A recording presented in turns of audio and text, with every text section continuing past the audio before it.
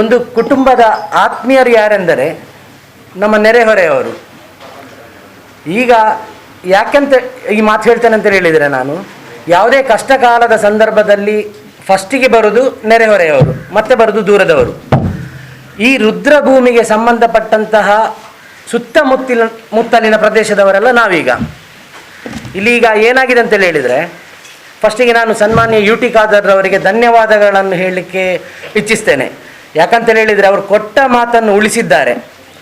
ಅಷ್ಟೇ ಸ್ಪೀಡಾಗಿ ಕೆಲಸ ಮಾಡಿ ನಮಗೆ ವಿದ್ಯುತ್ ಚಿತಾಗಾರವನ್ನು ಒಂದು ಒದಗಿಸಿದ್ದಾರೆ.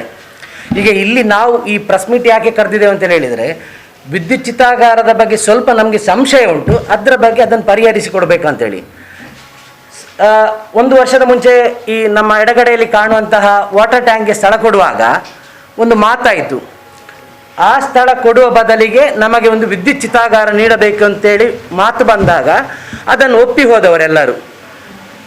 ಈ ಸಭೆಯಲ್ಲಿ 3 ಪಕ್ಷದ ಮುಖಂಡರು, ನಗರಸಭೆಯ ಅಧಿಕಾರಿಗಳು, ಸನ್ಮಾನ್ಯ ಯು ಟಿ ಖಾದರ್ ಅವರು ಮತ್ತು ಸಮಿತಿಯ ಸದಸ್ಯರೆಲ್ಲರಿದ್ದರು.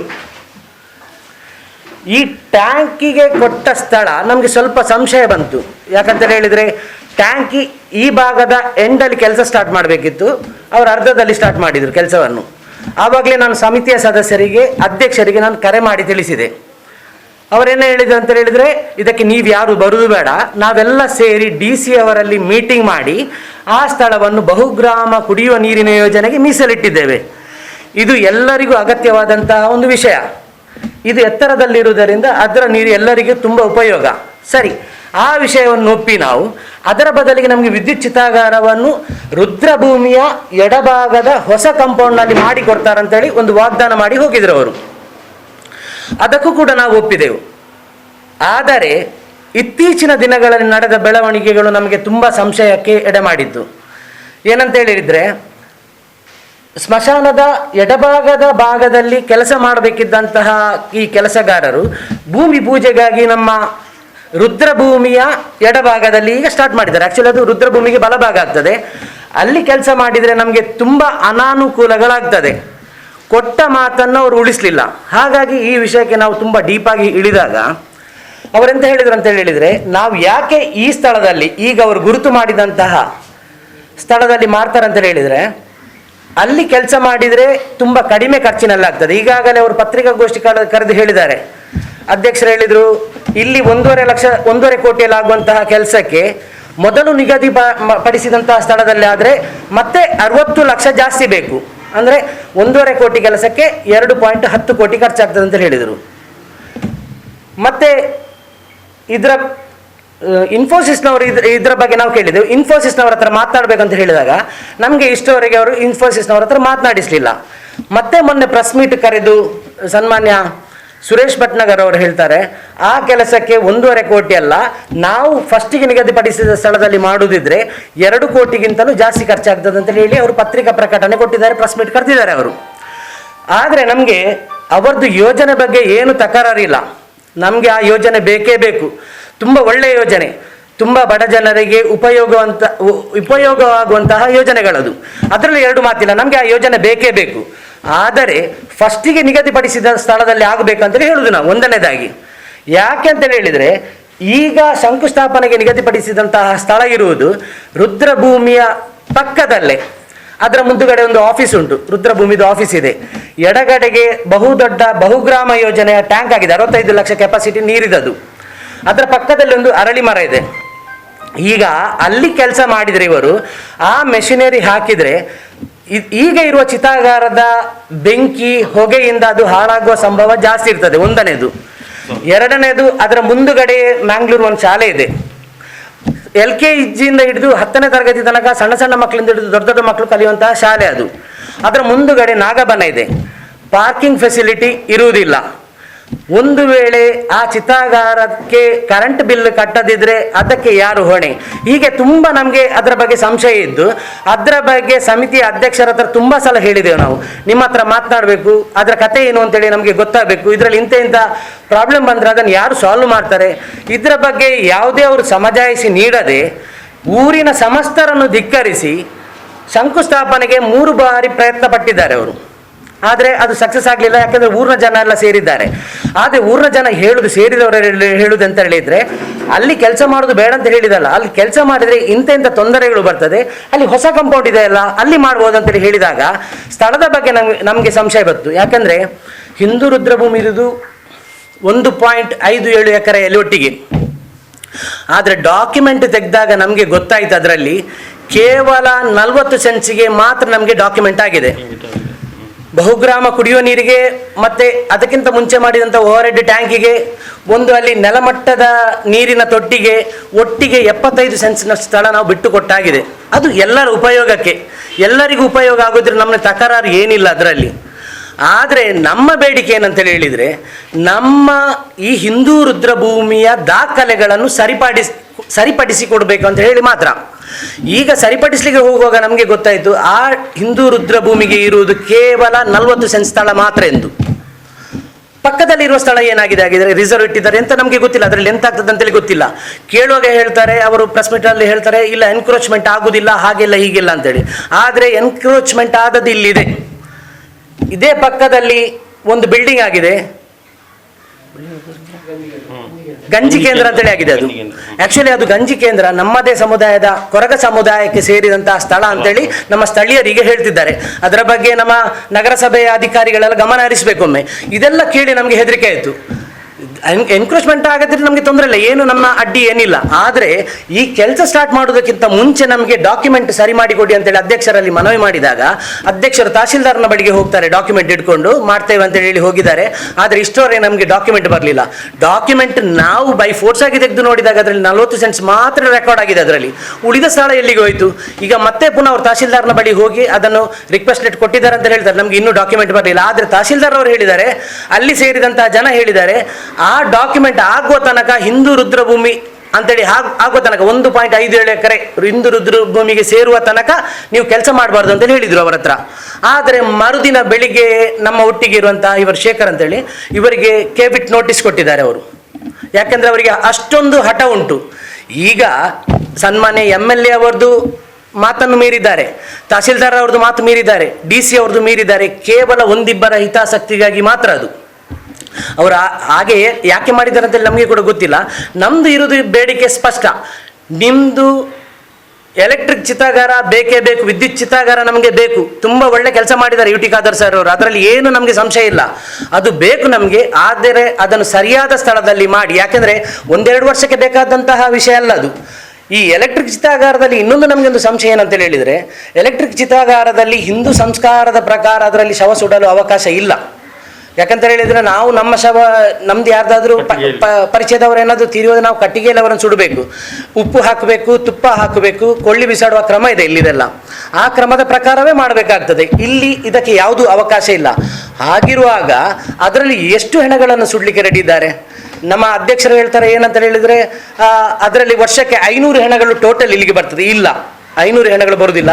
ಇಷ್ಟವರೆಗೆ 20 ವರ್ಷಗಳಲ್ಲಿ ಇಲ್ಲಿ 3400ರಷ್ಟು ಮಾತ್ರ ಹೆಣಗಳು ಬಂದದ್ದು. ಅಂದರೆ ಸರಿ ಸುಮಾರು ಒಂದು 250ರಷ್ಟು ಮಾತ್ರ. 250ರಲ್ಲಿ ಕೂಡ 125, 130 ಮಾತ್ರ ಈ ಗ್ರಾಮಕ್ಕೆ ಸಂಬಂಧಪಟ್ಟವರು, ಉಳಿದವರೆಲ್ಲ ದೂರದಿಂದ ಬರುವವರು. ಇಲ್ಲಿದ್ದು ವ್ಯವಸ್ಥೆ ಅಷ್ಟು ಚಂದ ಉಂಟು, ಅವ್ರು ಬರಲಿ, ನಮಗೆ ಬಹಳ ಖುಷಿ, ಅದು ಏನೂ ತೊಂದರೆ ಇಲ್ಲ ಅದರಲ್ಲಿ. ಆದರೆ ಈ ಎಲೆಕ್ಟ್ರಿಕ್ ಚಿತಾಗಾರ ಆದರೆ ಅದರಲ್ಲಿ ಸುಡುವ ವ್ಯವಸ್ಥೆಯಲ್ಲಿ ಎಷ್ಟು ಜನ ಹೋಗ್ಲಿಕ್ಕೆ ತಯಾರಿದ್ದಾರೆ ಅಂತೇಳಿ ಗೊತ್ತಾಗಬೇಕು. ಒಂದು ಇಂಥದ್ದೆಲ್ಲ ಸಂಶಯಗಳನ್ನು ಪರಿಹರಿಸದೆ ರಾತ್ರೋರಾತ್ರಿ ಇವರು ಎಲ್ಲರನ್ನು ಕರೆದು ಠಾಣೆಗೆ ಕರೆಸಿ ಎಲ್ಲ ಇಲ್ಲಿ ಶಂಕುಸ್ಥಾಪನೆ ಮಾಡ್ಬೇಕಂತ ಹೇಳಿದ್ರೆ ಇದರಲ್ಲಿ ಎಂತ ಉಂಟು ಅಂತೇಳಿ ನಮಗೆ ಅರ್ಥ ಆಗೋದಿಲ್ಲ. ನಮ್ಮ ನಿಲುವು ಸ್ಪಷ್ಟ, ನಮಗೆ ನ್ಯಾಯ ಬೇಕು. ಇದರಲ್ಲಿ ನ್ಯಾಯ ಸಿಗುವ ತನಕ ನಮ್ಮ ಹೋರಾಟ. 2 ನ್ಯಾಯ ಬೇಕು. ಒಂದು ಇಲ್ಲಿ ಮಾಡಿದರೆ ಅದು ತೊಂದರೆ ಜಾಸ್ತಿ, ಅಲ್ಲಿ ಮಾಡಿದರೆ ಉಪಕಾರ ಜಾಸ್ತಿ ಎಲ್ಲರಿಗೂ. ಆದ್ದರಿಂದ ಇನ್ಫೋಸಿಸ್ನವರು ತುಂಬ ಒಳ್ಳೆ ಕೆಲಸ ಮಾಡ್ತಾರೆ, ಎಲ್ಲರಿಗೂ ಅನುದಾನ ಕೊಟ್ಟು ಅಂತ ಒಳ್ಳೆಯ ಕೆಲಸ ಮಾಡ್ತಿದ್ದಾರೆ. ಅವರಿಗೂ ಕೂಡ ನಾನು ಧನ್ಯವಾದ ಹೇಳ್ತೇನೆ, ಅವರಿಗೂ ಕೂಡ ಒಳ್ಳೆ ಕೆಲಸವೇ ಮಾಡಿದ್ದು. ನಾವು ಇನ್ಫೋಸಿಸ್ ಆಗಲಿ, ಸನ್ಮಾನ್ಯ UT ಖಾದರ್ ಅವರಾಗಲಿ ಅಥವಾ ಉಸ್ತುವಾರಿ ಸಚಿವರಾಗಲಿ, ಅವ್ರದ್ದು ಯಾರ್ದು ವಿರೋಧಿಗಳಲ್ಲ. ನಾವು ಹೇಳೋದು ನಮ್ಮದು ಹಿಂದೂ ರುದ್ರಭೂಮಿಯನ್ನು ದಯಮಾಡಿ ನಮಗೆ ಕೊಡಿಸಿ ಅಂತೇಳಿ ಮಾತ್ರ. ಯಾಕಂದರೆ ಹಿಂದೂ ರುದ್ರಭೂಮಿಗಿಂತ ಸ್ಥಳಗಳು ಯಾರಿಗೂ ಈಗ ಸರಿಯಾಗಿ ಡಾಕ್ಯುಮೆಂಟ್ ಆದದ್ದು ನಮಗೆ ಗೊತ್ತಾಗ್ತಿಲ್ಲ ಕೇಳುವಾಗೆಲ್ಲ. ಅಂಥದ್ರಲ್ಲಿ ನಮ್ಮಲ್ಲಿ ಇದ್ದ ಭೂಮಿಯನ್ನು ಕಳ್ಕೊಳ್ಳಿಕ್ಕೆ ನಾವು ರೆಡಿ ಇಲ್ಲ. ನಮಗೆ ಅದು ದಫನ ಭೂಮಿ ಆಗಲೂ ಬೇಕು, ಅಥವಾ ಈ ಎಲೆಕ್ಟ್ರಿಕ್ ಚಿತಾಗಾರನ್ನು ಅಲ್ಲಿ ಹಾಕಿದರೆ ಒಳ್ಳೆಯದವರು ಆ್ಯಕ್ಚುಲಿ ಮತ್ತೆ ಕೂಡ ಇಲ್ಲಿ ಮಾಡ್ಬೇಕಂತ ಹೇಳಿದ್ರೆ ಅದು ಊರಿನವರೆಲ್ಲ ಏನು ಡಿಸೈಡ್ ಮಾಡ್ತಾರೆ, ಶಾಲೆಯವರು ಅಂತ ಹೇಳ್ತಾರೆ ಅಂತೇಳಿ ನಂಗೆ ಗೊತ್ತಿಲ್ಲ.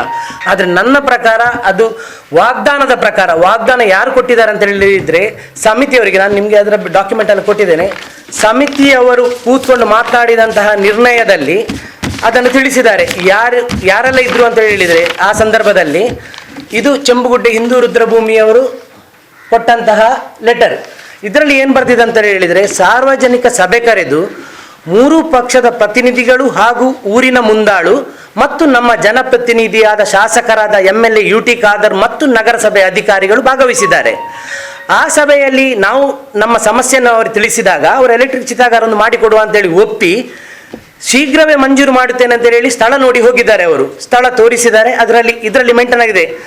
ಚೆಂಬು ಹಿಂದೂ ರುದ್ರ ಕಟ್ಟಿಗೆಯಲ್ಲಿ ಸುಡುವ 3 ಸಿಲಿಕಾನ್ ಪೆಟ್ಟಿಗೆ ಇದೆ, ಅದರ ನೆಕ್ಸ್ಟ್ ಕಂಪೌಂಡ್ನಲ್ಲಿ ಆಗಬೇಕಂತೇಳಿ ಅದರಲ್ಲಿ ಕ್ಲೀನಾಗಿ ಮೆನ್ಷನ್ ಮಾಡಿದ್ದಾರೆ.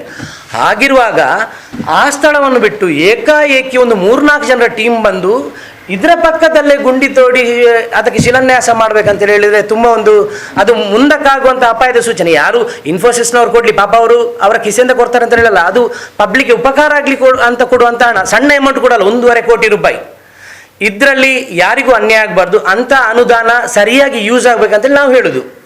ಮತ್ತು ಮೊನ್ನೆ ಒಂದು ಪತ್ರಿಕಾಗೋಷ್ಠಿ ಕರೀತಾರೆ ಅವರು. ಅದರಲ್ಲಿ ನಮಗೆ ಅವರು ಕೆಲವು ಪ್ರಶ್ನೆಗಳನ್ನು ಕೇಳಿದ್ದಾರೆ. ಎಂತಂತ ಹೇಳಿದರೆ, ಸನ್ಮಾನ್ಯ ಈಶ್ವರ್ ಉಳ್ಳಾಳ್ರವ್ರು ಕೇಳ್ತಾರೆ, ರುದ್ರಭೂಮಿ ಅಲ್ಲ ಅಂತೇಳಿ ನಾವು ಹೇಳಿದ್ದೇವೆ ಅಂತೇಳಿ. ಖಂಡಿತವಾಗಿಯೂ ರುದ್ರಭೂಮಿ ನಮ್ಮದಲ್ಲ ಅಂತೇಳಿ ನಾವು ಹೇಳಲೇ ಇಲ್ಲ. ಆದರೆ ನಮ್ದೆಂತಂತೇಳಿ ಹೇಳಿದರೆ, ಈ ಭೂಮಿಗೆ ದಾಖಲೆಗಳು ಸರಿ ಇಲ್ಲ ಅಂತೇಳಿ ಹೇಳಿ ಮಾತ್ರ, ಅದರಲ್ಲಿ ಬೇರೆ ವಿಷಯ ಇಲ್ಲ. ಮತ್ತು ಪರಂಬಾರೆ ಮಾಡಲಿಲ್ಲ ಅಂತೇಳಿ ಅವರು ಹೇಳಿದ್ದಾರೆ.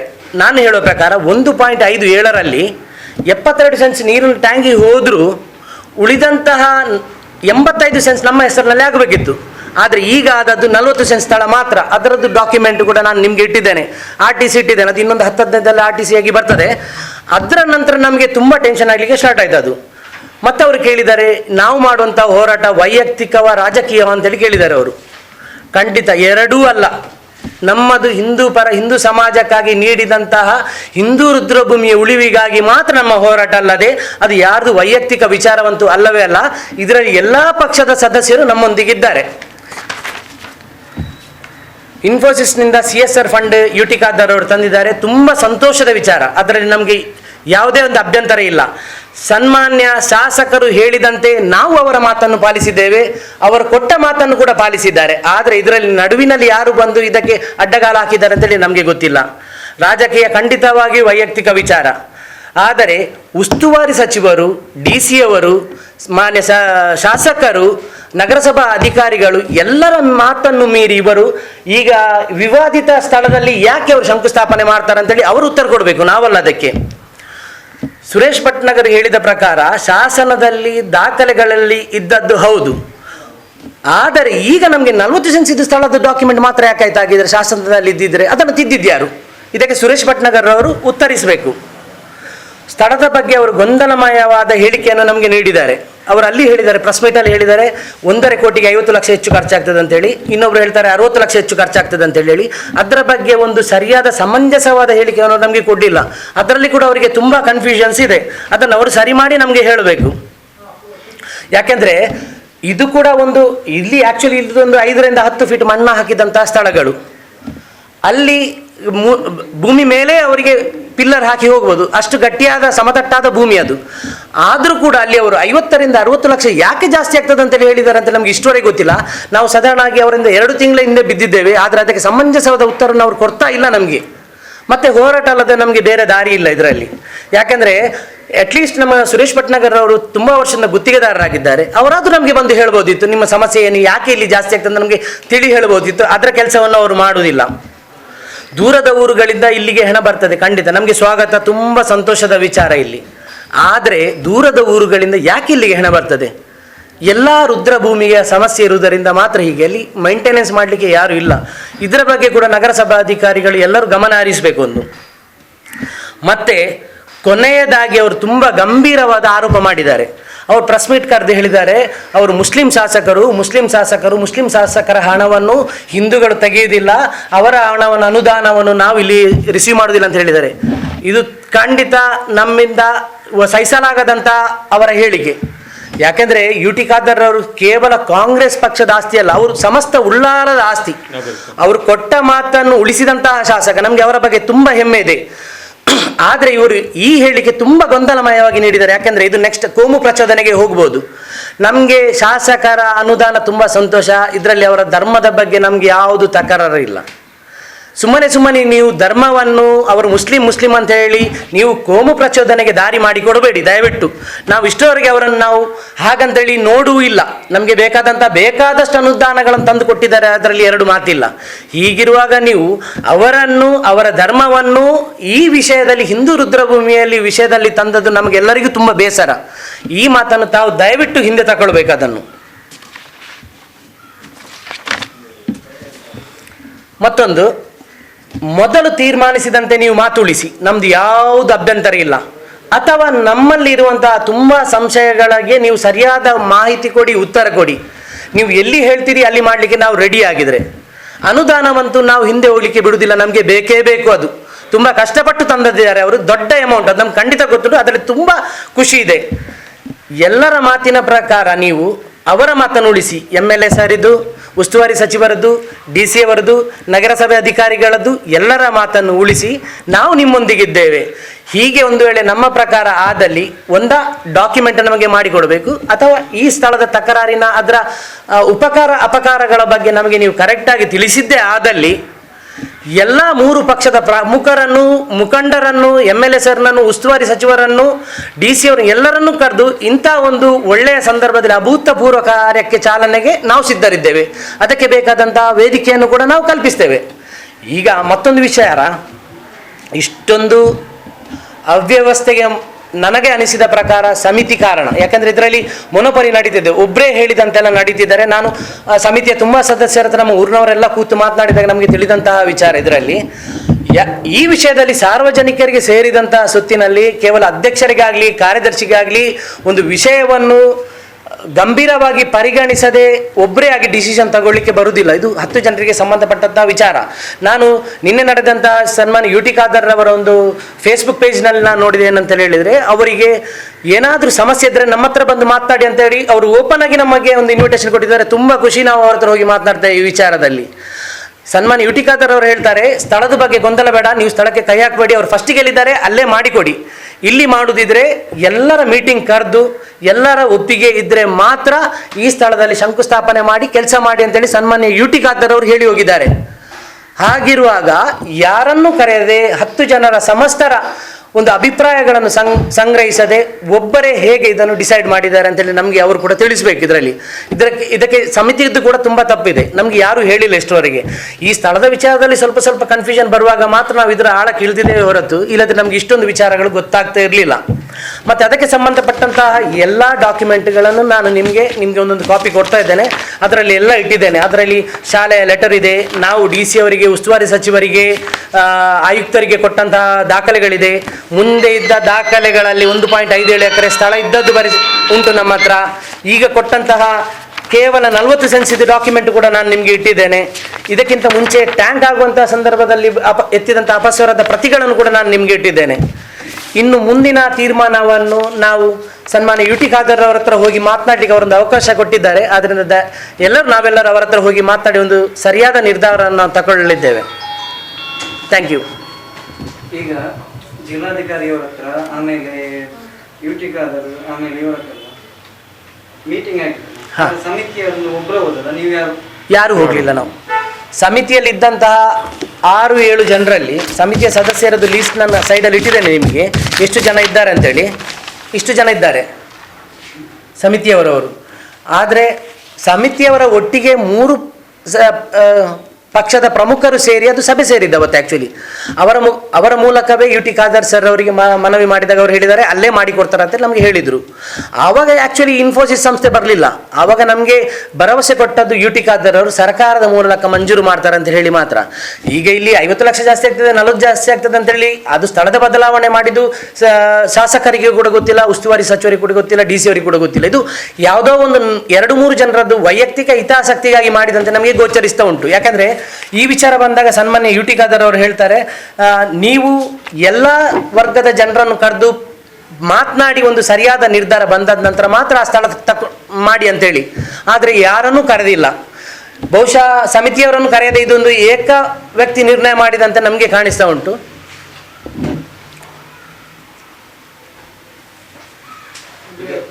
ಬದಲಾವಣೆ ಮಾಡಲಿಕ್ಕೆ ಕಾರಣ ಏನಾದರೂ ಉಂಟಾ?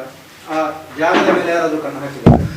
ಯಾಕೆಂದರೆ ನಮಗೆ ಈಗ ಒಂದು ಸಂಶಯ ಅಂತ ಹೇಳಿದರೆ, ಈಗ 40 ಸೆನ್ಸ್ ಇದ್ದ ಸ್ಥಳ ಮಾತ್ರ ನಮಗೆ ಸಿಕ್ಕಿದ್ದು. ನಾನು ನಿಮಗೆ ಆವಾಗ ಒಂದು ಹೇಳಿದೆ, ಕೆಳಗೆ ಒಂದು ಜಾಗ ಈಗಾಗಲೇ ಗಂಜಿ ಕೇಂದ್ರಕ್ಕೆ ಹೋಗಿದೆ. ಅದು ನಮ್ಮದೇ ಕೊರಗ ಸಮುದಾಯಕ್ಕೆ ಸೇರಿದಂತಹ ಒಂದು ಸಮಾಜಕ್ಕೆ ಸೇರಿದೆ. ಯಾಕೆಂದರೆ ಅವ್ರು ನಮ್ಮ ಮೂಲ ನಿವಾಸಿಗಳು. ಈಗ ಆ ಬಗ್ಗೆ ನಗರಸಭೆ ಅಧಿಕಾರಿಗಳು ಒಂದೊಮ್ಮೆ ನೋಡಬೇಕು. ಯಾಕಂದರೆ ನಾನೀಗ ಈ ವಿಷಯದಲ್ಲಿ ಸ್ವಲ್ಪ ಊರಿನ ಸಮಸ್ತರ ಹತ್ರ ಮಾತನಾಡುವ ಒಂದೆರಡು ವಿಷಯ ಹೇಳಿದ್ದಾರೆ ಅವರು.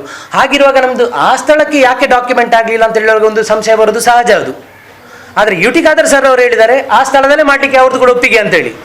ಈಗ ಇಲ್ಲಿ ಮಾಡಿ ಆ ಸ್ಥಳವನ್ನು ಯಾಕೆ ಉಳಿಸಿದ್ದಾರೆ ಅಂತ ನಮ್ಗೆ ಗೊತ್ತಿಲ್ಲ. ಅದಕ್ಕೆ ಬೇಕಾಗಿ ನಮ್ಮ ಹೋರಾಟ ಅಂತ ಹೇಳಿದರೆ, ಮೊದಲಿಗೆ ನಮಗೆ ಸರಿಯಾದ ದಾಖಲೆಗಳನ್ನು ಮಾಡಿಕೊಡಿ, ಮತ್ತೆ ಬೇಕಿದ್ರೆ ತೀರ್ಮಾನಿಸಿ, ನಮ್ಮ ಸಂಶಯಗಳನ್ನು ನಿವಾರಿಸಿ ನೀವು ಬೇಕಿದ್ರೆ ಮಾಡಿ ಅಂತೇಳಿ ನಾವು ಹೇಳಿದ್ದೇವೆ.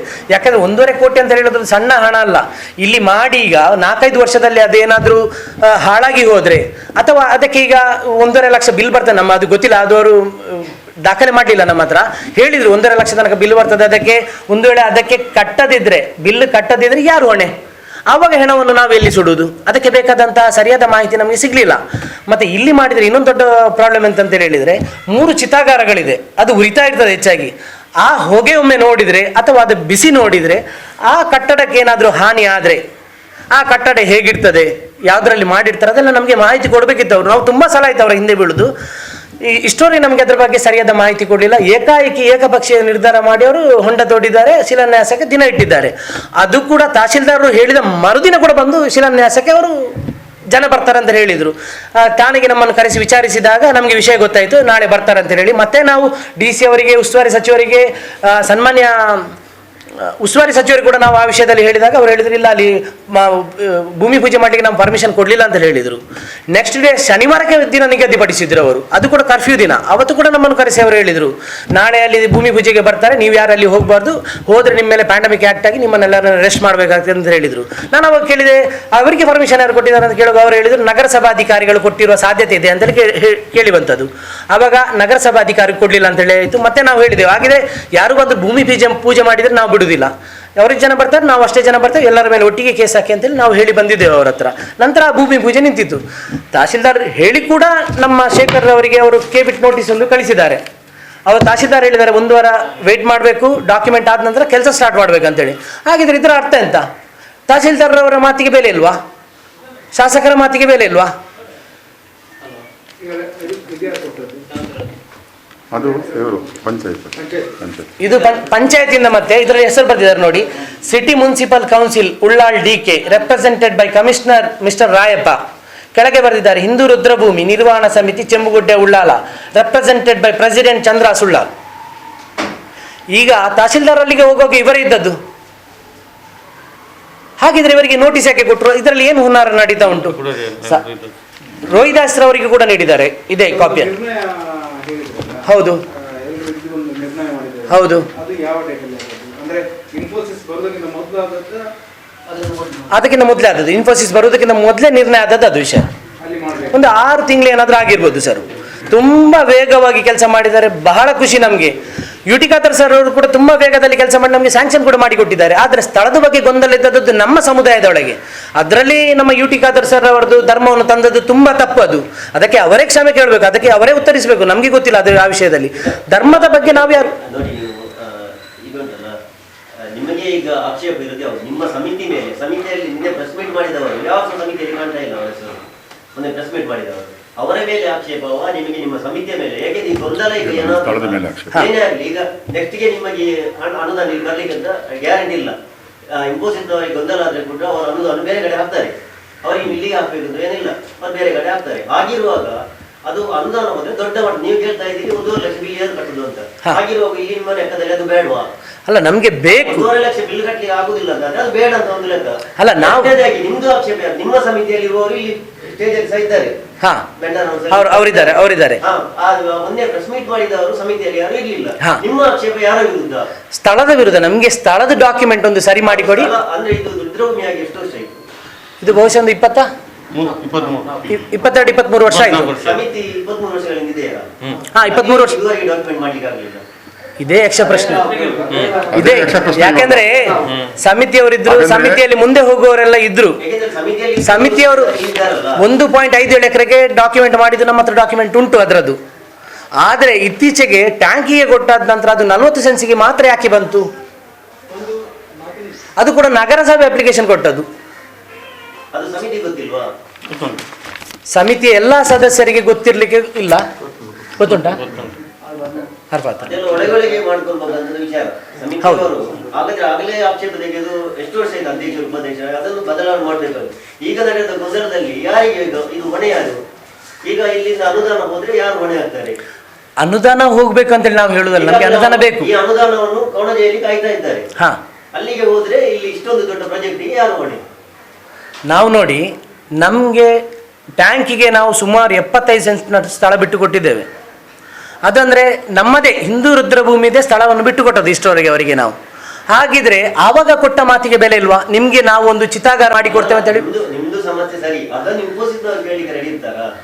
ಆಕ್ಚುಲಿ ನಾವು ಹೇಳೋ ಪ್ರಕಾರ ಇನ್ಫೋಸಿಸ್ನವರ ಹತ್ರ ನಮ್ಮ ಹತ್ರ ಒಮ್ಮೆ ಮಾತನಾಡಿಸ್ಬೇಕಂತೇಳಿ ಇದಕ್ಕಿಂತ ಮುಂಚೆ ನಾವು ತುಂಬ ಸಲ ಅವರ ಹತ್ರ ರಿಕ್ವೆಸ್ಟ್ ಮಾಡಿದ್ದೇವೆ.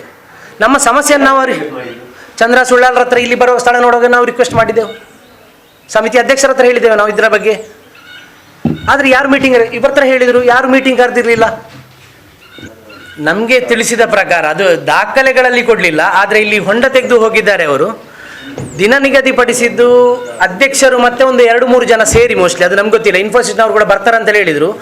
ಆದರೆ ನಾನು ಚಂದ್ರ ಸುಳ್ಳಾಲ್ ಸರ್ ಹತ್ರ ಮಾತನಾಡುವಾಗ ಚಂದ್ರ ಸುಳ್ಳಾಲ್ ಸರ್ ಅವರಿಗೆ ಕೂಡ ಗೊತ್ತಿರಲಿಲ್ಲ ಭೂಮಿ ಪೂಜೆಗೆ ಜನ ಬರ್ತಾರೆ ಅಂತೇಳಿ ಹೇಳಿ. ನಾನು ಅವರಿಗೆ ಈ ವಿಷಯ ತಿಳಿಸಿದಾಗ ಅವರು ಅದಕ್ಕೆ ಸಂಬಂಧಪಟ್ಟ ಅಧಿಕಾರಿಗಳ ಹತ್ರ ಕೇಳುವಾಗ, ಹೌದು ನಾಳೆ ಭೂಮಿ ಪೂಜೆಗೆ ಜನ ಬರ್ತಾರೆ ಅಂತೇಳಿ ಹೇಳಿದರು. ಅವರು ಅಲ್ಲೇ ಅವರಿಗೆ ಬೈದಿದ್ರು, ನೀವು ನಮಗೆ ತಿಳಿಸದೆ ಹೇಗೆ ಬರ್ತೀರಿ ಅಂತೇಳಿ. ಇದೆಲ್ಲ ನೋಡಿ ನಮಗೆ ಗೊಜಲಾಗಲು ಆರಂಭವಾಯಿತು. ಅದರ ನಂತರ ನಾವು ಈ ವಿಷಯದಲ್ಲಿ ಇಷ್ಟು ಆಳ ಕೇಳಿದಾಗ ಒಂದು 4-5 ದಿನದಲ್ಲಿ ನಮಗೆ ಇಷ್ಟೊಂದು ದಾಖಲೆಗಳು ಸಿಕ್ಕಿರ್ತದೆ. 1.57 ಎಕರೆಗೆ ಡಾಕ್ಯುಮೆಂಟ್ ಇರುವುದಂತೇಳಿ ಹೇಳಿದರೆ ಫೈರ್ ಕ್ರಿಮಿಷನ್ ಲ್ಯಾಂಡ್ ಅಂತೇಳಿ ಉಂಟು, ಗ್ರೌಂಡ್ ಅಂತೇಳಿ ಉಂಟು. ಅದರಲ್ಲಿ ಈಗ ಪ್ರಿಂಟ್ ಮಿಸ್ಟೇಕ್ ಫಾರ್ಮ್ ಅಂತೇಳಿ ಆಗಿದೆ, ಅದು ಫಾರ್ಮ್ ಅಂತೇಳಿ. ಆ್ಯಕ್ಚುಲಿ ಅದು ಹಿಂದೂ ರುದ್ರಭೂಮಿ ಅಂತೇಳಿ ಇರೋದು. ಚಿತಾಭೂಮಿ ಅಂತೇಳಿ ಬೆಂಕಿ ಕೊಟ್ಟು ಹೊತ್ತಿಸುವಂಥ ಸ್ಥಳ ಇದ್ದದ್ದು, ಮೈದಾನ ಅದು. ಆ್ಯಕ್ಚುಲಿ ಏನಿಲ್ಲ, ನಾವೆಲ್ಲ ಇಲ್ಲಿದೆ ಸ್ಥಳೀಯರು, ಸುತ್ತಮುತ್ತಲ ಇಲ್ಲಿ ಸೇರಿದವರೆಲ್ಲ ಸುತ್ತಮುತ್ತಲಿನ ಸ್ಥಳೀಯರದೇನು ವಿರೋಧ ಇಲ್ಲ. ವಿರೋಧ ಇರುವುದು ಇಲ್ಲಿ, ಯಾಕೆಂದರೆ ಫಸ್ಟಿಗೆ ತೋರಿಸಿದೇ ಸ್ಥಳ ಅದು. ಮತ್ತೆ ಅವರು ಸ್ಟಾರ್ಟ್ ಮಾಡಿದ್ದು ಇಲ್ಲಿ. ಹಾಗೆ ಇಲ್ಲಿ ಇಂತೆಂಥ ಸಮಸ್ಯೆಗಳುಂಟು. ಹಾಗಂತೇಳಿ ನಮಗೆ ಅನುದಾನ ಬೇಡ ಅಂತೇಳಿ ನಾವು ಎಲ್ಲೂ ಹೇಳಿಲ್ಲ, ಹೇಳೋದು ಕೂಡ ಇಲ್ಲ. ತುಂಬ ಸಂತೋಷದ ವಿಚಾರ, ನಮಗೆ ಅನುದಾನ ಬೇಕೇ ಬೇಕು. ಈ ವಿಚಾರವಾಗಿ ನಾವು ಬೇಕಿದ್ರೆ ಇನ್ಫೋಸಿಸ್ನವ್ರ ಹತ್ರ ಕೂಡ ಮಾತನಾಡಲಿಕ್ಕೆ ರೆಡಿ ಇದ್ದೇವೆ. ಸನ್ಮಾನ್ಯ ಶಾಸಕರು ನಮಗೆ ಅವರು ಹೇಳಿದ್ದಾರೆ, ಇನ್ವೈಟ್ ಮಾಡಿದ್ದಾರೆ. ಖಂಡಿತ ಅವರ ಹತ್ರ ಹೋಗಿ ನಾವು ಮಾತಾಡ್ತೇವೆ, ನಮ್ಮ ಸಮಸ್ಯೆಯನ್ನು ಅವರ ಮುಂದೆ ಇಡ್ತೇವೆ. ಇದರಲ್ಲಿ ದಯವಿಟ್ಟು ಯಾರು ರಾಜಕೀಯವನ್ನು ತರಲು ನೋಡಬೇಡಿ. ನಮಗೆ ಕೆಲವೊಮ್ಮೆ ಪ್ರೆಸ್ ಮೀಟ್ ಮಾಡುವಾಗ ಯೂಟ್ಯೂಬಲ್ಲಿ ಅಥವಾ ಫೇಸ್ಬುಕ್ಕಲ್ಲಿ ಬರುವಾಗ ತುಂಬ ಬೇಸರ ಆಗ್ತಾ ಉಂಟು. ಯಾಕೆಂದರೆ ಇದು ಹಿಂದೂ ರುದ್ರಭೂಮಿಗಾಗಿ ಇರುವಂತಹ ಒಂದು ಸಣ್ಣ ಪ್ರಯತ್ನ ನಮ್ಮಿಂದ ಅಷ್ಟೇ. ಇದರಲ್ಲಿ ದಯವಿಟ್ಟು ರಾಜಕೀಯ ತರಬೇಡಿ. ಎಲ್ಲ ರಾಜಕೀಯದವರು ನಮ್ಮೊಂದಿಗೆ ಇದ್ದಾರೆ. ಇದೊಂದು ಸಣ್ಣ ಏನೋ ಒಂದು ಮಾಹಿತಿ ಕೊರತೆಯಿಂದಾಗಿ ಇಂಥ ಸಂದರ್ಭ ಬಂದಿದೆ. ಅದನ್ನು ಸರಿಪಡಿಸುವಂತಹ ಪ್ರಯತ್ನ ಅವರು ಮಾಡಬೇಕು ನಮಗೆ.